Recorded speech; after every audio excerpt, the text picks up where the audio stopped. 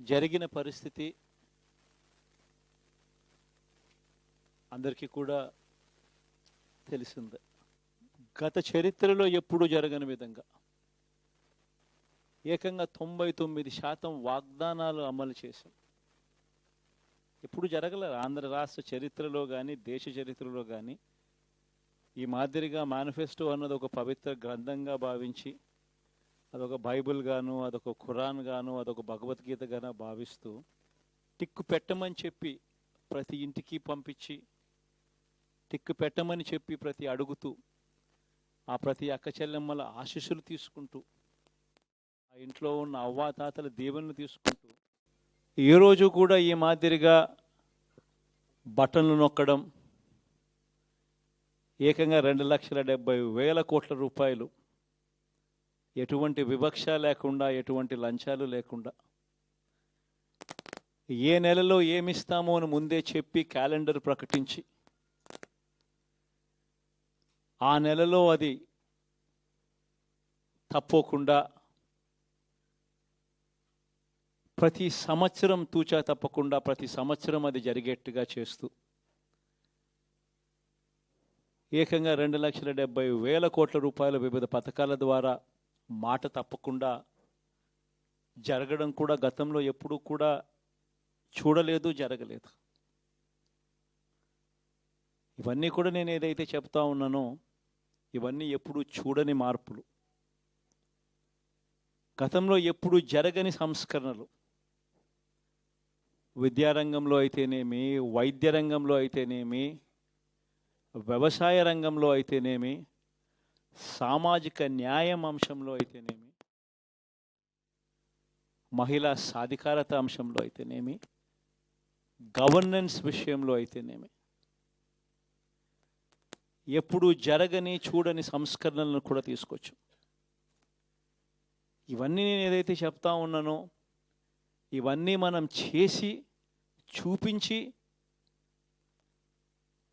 ప్రజల మన్ననలు పొందిన తర్వాతే ఎన్నికలకు వెళ్ళాం. ఎన్నికల్లో ఏమైందో తెలీదు. 5 సంవత్సరాలు కళ్ళు మూసుకుంటే చాలా అయిపోయింది. 5 సంవత్సరాలు మళ్ళీ 2024 నుంచి 2029 కూడా అదే మాదిరిగానే కళ్ళు మూసుకుంటే 2029 కూడా కళ్ళు మూసుకుంటే వచ్చేస్తుంది. ఇది మనం గుర్తుపెట్టుకోవాల్సిన అంశం ఏమిటి అని అంటే, సినిమాలో ఓన్లీ ఫస్ట్ హాఫ్ మాత్రమే అయ్యింది. గతంలో కూడా ఇదే మాదిరిగా పరిస్థితులు ఉన్నప్పుడు కూడా మనం ఏ మాదిరిగా పైకి లేచాము అన్నది కూడా మీ అందరికీ తెలిసిన విషయాలే. నేను ఒక్కటే మీ అందరికీ చెప్తా ఉన్నా, ప్రజల్లో ఈరోజు మనం చేసిన మంచి ఉంది. ఇంటింటికి మనం చేసిన మంచి ఇంకా బ్రతికే ఉంది. ప్రజల్లో ఈరోజు మనం చేసిన పాలన మీద విశ్వసనీయత అనే పదానికి అర్థం ఈ రోజుకి కూడా ప్రజల్లో ఉంది. గడప గడపకు మనం చేసిన మంచి ఇంకా ప్రజల్లో బతికే ఉంది. మరి ఇవన్నీ ఉన్నప్పుడు మళ్ళీ మనం లేయడం కూడా తథ్యం. కాకపోతే కొంచెం టైం పడుతుంది, ఆ టైం ఇవ్వాలి. ఆ టైం ఇచ్చినప్పుడు, అది జరిగినప్పుడు, పాపాలు పండినప్పుడు ఖచ్చితంగా మళ్ళీ మనం పైకి లేస్తాం. ఈ విషయం ప్రతి ఒక్కరం కూడా గుర్తుపెట్టుకోవాలి. ఎందుకు ఈ మాట కూడా చెప్తా ఉన్నానంటే, రాజకీయాలలో అన్నిటికన్నా ముఖ్యమైన అంశం క్యారెక్టర్, విలువలు, విశ్వసనీయత. ఈ పదాలకు అర్థం తెలిసి ఉండడం రాజకీయాలలో చాలా అవసరం. రాజకీయం అంటే ఎల్లవేళలా అధికారమే కాదు. అధికారంలో లేనప్పుడు కష్టాలు ఖచ్చితంగా వస్తాయి. కానీ ఖచ్చితంగా కష్టాలు వచ్చినప్పుడు మనం ఖచ్చితంగా ఏ రకంగా రియాక్ట్ అవుతామన్నది మన చేతుల్లో ఉంది. విలువలు, విశ్వసనీయత లేని మనిషిగా రాజకీయాలు చేద్దామా, లేదా కష్టాలు వచ్చినప్పుడు ఆ కష్టాలను ఎదుర్కొని హుందాగా నిలబడుతూ మళ్ళీ 5 సంవత్సరాలు కళ్ళు మూసుకుంటే 5 సంవత్సరాలు అయిపోతాయి, మళ్ళీ 5 సంవత్సరాల తర్వాత మన పాలన వస్తుంది, మన ప్రభుత్వం వస్తుంది, అప్పుడు మళ్ళీ మనమే ఆందోళన ఎక్కుతామన్నది కూడా గుర్తుపెట్టుకొని అడుగులు వేస్తామా అన్నది మనలో ప్రతి ఒక్కరూ కూడా ఆలోచన చేసుకోవాలి. ఇదే మన ప్రభుత్వం అధికారంలో ఉన్నప్పుడు కులం చూడలేదు, మతం చూడలేదు, ప్రాంతం చూడలేదు, రాజకీయాలు చూడలేదు. చివరికి ఏ పార్టీకి ఎవరు ఓటు వేశారు అన్నది కూడా చూడకుండా ప్రతి పథకము కూడా డోర్ డెలివరీ చేయించాం మనం. అర్హత మాత్రమే ప్రామాణికంగా తీసుకుని ప్రతి పథకము, ప్రతి మంచి కూడా ప్రతి ఇంటికి డోర్ డెలివరీ చేయించాం.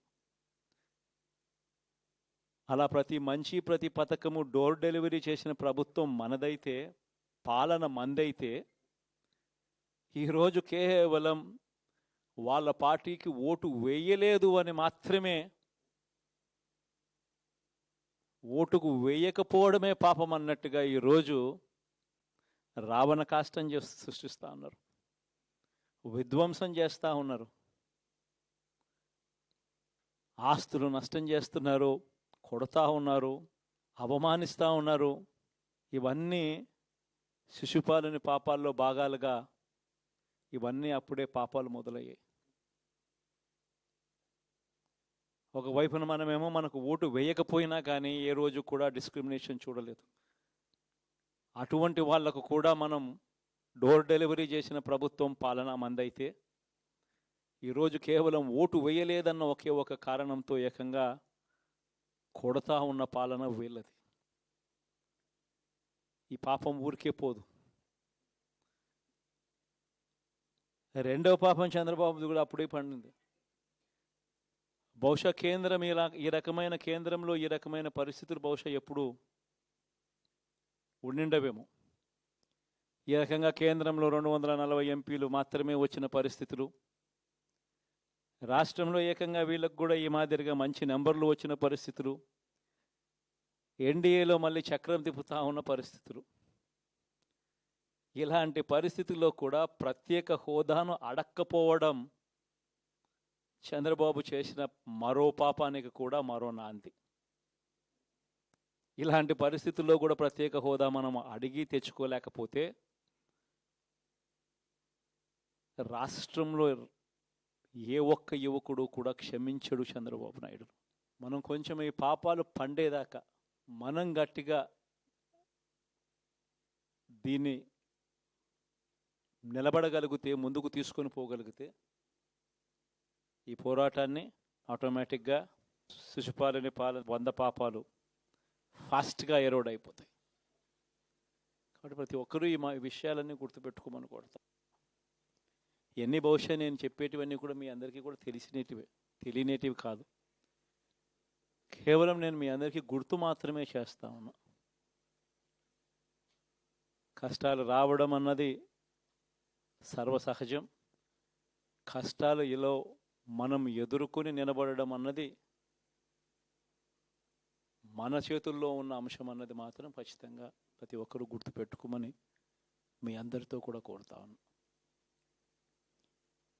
శాసనసభలో, చట్టసభలో మీ సభే అన్నిటికన్నా ముఖ్యమైన సభ అవుతుంది.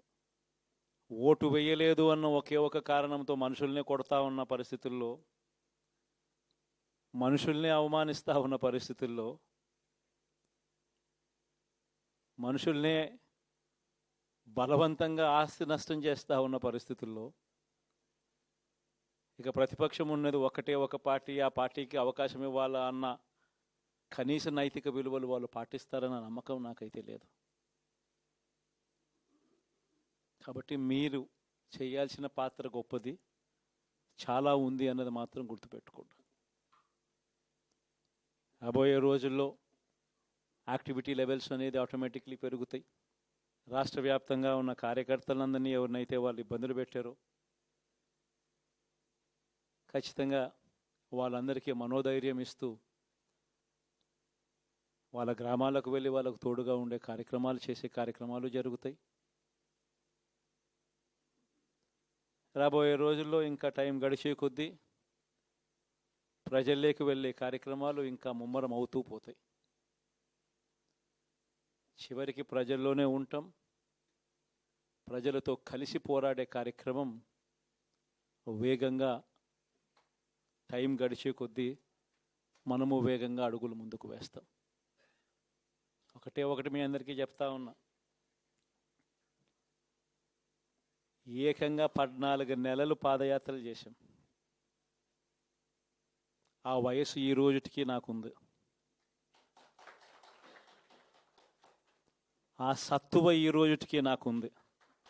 కాబట్టి మీరు మాత్రం ప్రతి ఒక్కరూ గుర్తుపెట్టుకోండి, ఆ టైం వచ్చేదాకా మీ పాత్ర చాలా కీలకం. ప్రతి ఒక్కరూ ఈ విషయాన్ని మాత్రం గుర్తుపెట్టుకొని మీ అందరితో కూడా సవినయంగా వేడుకుంటా ఉన్నాను.